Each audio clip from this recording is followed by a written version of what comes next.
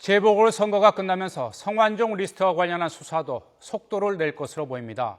조만간 이완구 전 총리와 홍준표 경남지사에 대한 소환 조사가 예상되는 가운데 머지않아 성 전 회장의 특별 사면 의혹에 대한 수사도 시작될 것으로 보입니다. 이종원 기자입니다. 좌고우면하지 않겠다. 성완종 리스트 특별수사팀이 출범할 당시 문무일 수사팀장이 내걸었던 수사 기조입니다. 현 정권 실세들이 대거 연루된 데다 재보궐선거를 목전에 둔 상황을 의식한 발언이었습니다.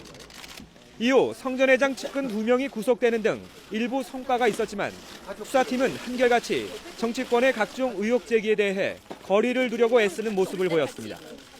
특히 성 전 회장의 특별 사면 로비 의혹에 대해선 구체적인 언급 없이 원론적인 태도만을 유지해왔습니다. 하지만 재보궐선거가 마무리되면서 검찰로선 한결 정치적인 부담을 덜게 됐습니다.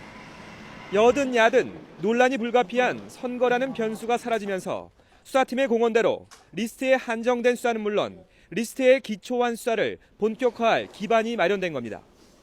우선 묵혀놨던 성 전 회장의 특별 사면 논란과 관련해 로비 의혹을 파헤치기 위한 첩보 수집이 시작될 것으로 전망됩니다. 특별수사팀이 자원외교 수사 자료를 넘겨받고도 경남 기업의 전반적인 자금 흐름을 전면 재수사하는 것도 같은 맥락입니다. 또 우선 수사 대상으로 지목된 이완구 전 총리와 홍준표 경남지사 이외에도 나머지 메모 속 여권 인사 6명에 대해서도 조만간 사실관계를 확인하기 위한 작업이 시작될 전망입니다. 애초 수사의 실마리가 된 금품 리스트에 대한 명확한 규명도 없이 수사를 확대할 경우 자칫 기획수사나 표적수사란 역풍을 맞을 수도 있기 때문입니다. 검찰 고위 관계자는 선거가 끝나면서 수사팀이 고려해야 할 요소가 줄어든 것은 사실이라며 어떤 형태로든 이번 수사가 속도를 낼 수 있을 것으로 기대한다고 말했습니다.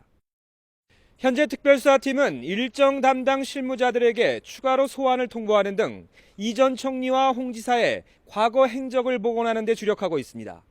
두 정치인의 소환도 멀지 않았다는 분석입니다. YTN 이종원입니다.